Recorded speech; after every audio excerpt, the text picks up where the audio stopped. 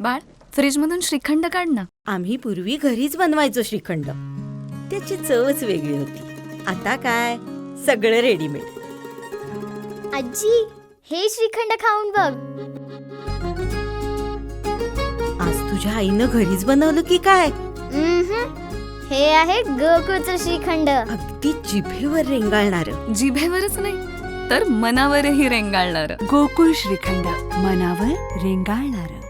सिंधुदुर्ग जिल्हा पत्रकार संघानं जपलेली एकजुटी संपूर्ण महाराष्ट्रासाठी एक आदर्श वस्तुपाठ आहे.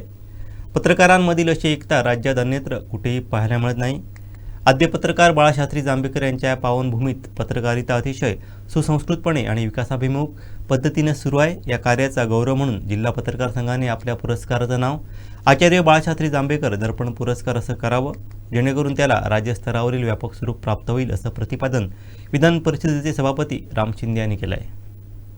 आचार्य बाळशास्त्री जांभेकर यांनी दर्पण मराठी वृत्तपत्र 6 जानेवारी 1832ला सुरू केलं आणि त्या निमित्तानं आपण पत्रकार दिन साजरा करत आहोत. आणि आज मला खऱ्या अर्थाने आनंद होत आहे की त्यांचं जन्मगाव सिंधुदुर्ग जिल्ह्यात आहे आणि त्या जन्मगावाला देखील आज मी भेट देऊन आलेलो आहे. खरं तर वास्तविक पाहता आपण सर्व व्यासपीठावर उपस्थित आहे आणि आज पत्रकारितेमध्ये आपण सर्व ज्या काही गोष्टी पाहतो आहोत, 6 वर्षांनी द्विशताब्दी वर्ष साजरे होणार आहे.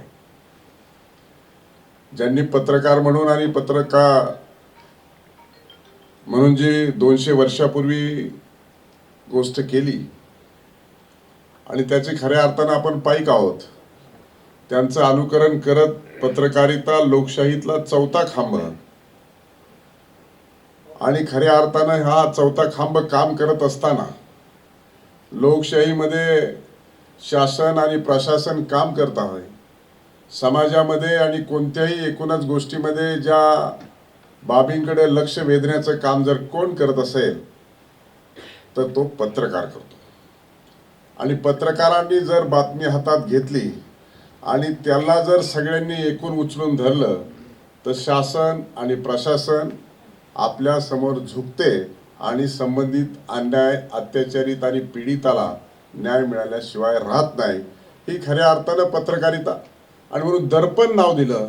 दर्पण म्हणजे आपण हे अतिशय खेडूत शब्द आहे आणि पूर्वी देखील कुठं असा म्हणायचे की दर्पण म्हणजे आरसा आणि हा आरशासारखं स्वच्छ पारदर्शक लिखाण करणं आणि समाजाला न्याय देणं ही खऱ्या अर्थानं त्यावेळची गोष्ट होती.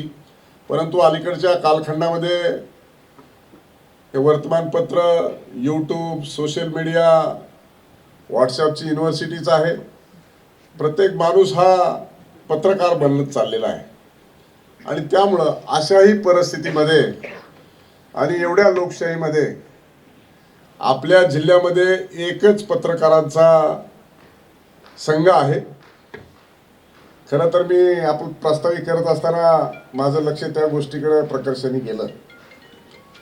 पत्रकारामध्ये एवढी एकी मला वाटतं महाराष्ट्रात इतर जिल्ह्यात कुठेही बघायला मिळणार नाही, एवढी आपल्याकडे एकी. आणि त्या एकीचा परिणाम काय झाला आहे तर माझ्या पाहण्यात असं भव्य दिव्य पत्रकार भवन महाराष्ट्रात कुठे नाही. त्यामुळं एकीने एवढं मोठं काम होतं.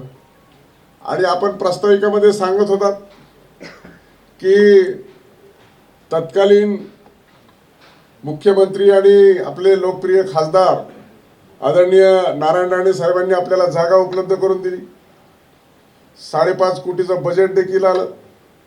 केसरकर साहेबांनी देखील निधी उपलब्ध करून दिला. आत्ताचे आपले पालकमंत्री नितेश राणे साहेबांनी देखील काही जे कमी होतं त्याची भर त्याच्यामध्ये टाकली.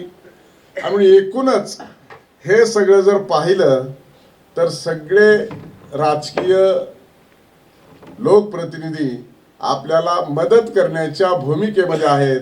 त्याचं केवळ आणि केवळ एकच कारण आहे की ती तुमची एकी. कारण मी देखील राजकीय क्षेत्रामध्ये गेल्या 20 वर्षापासून काम करतो. परंतु आमचा जो प्रोफेशन आहे राजकीय क्षेत्रामध्ये काम करण्याचं, पत्रकारांना कसं हँडल करावं, त्यामुळे आम्ही सुद्धा तुमच्यामध्ये एकी राहू देत नाही.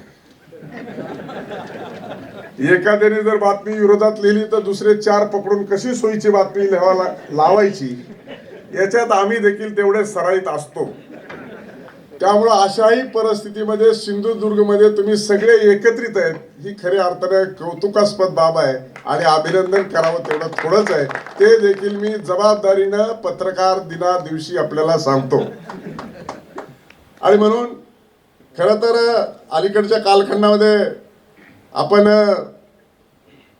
आचार्य बाळशास्त्री जांभेकरांना अपेक्षित असलेलं, त्यांना देखील आवडेल आणि त्यांच्या जिल्ह्यात 200 वर्षानंतर अशी एकत्रितरित्या पत्रकारिता आपण खऱ्या अर्थानं सिंधुदुर्गमध्ये जोपासलेली आहे. आणि म्हणूनच प्रास्ताविक करत असताना सांगत होते की आमच्या जिल्ह्यामध्ये क्राईम देखील कमी आहे. त्यामुळे आपली एक संस्कार आहे, एक संस्कृती आहे आणि निश्चितपणाने हे काम करत असताना आपण पत्रकारितेमध्ये अतिशय चांगल्या पद्धतीनं काम करत आहोत. आणि म्हणून आचार्य बाळशास्त्री जांभेकरांनाच देखील हेच अभिप्रेत आणि अपेक्षित होतं आणि त्या पद्धतीनं आपल्या पत्रकार संघाचं काम सुरू आहे. हे निश्चितच कौतुकास्पद आहे.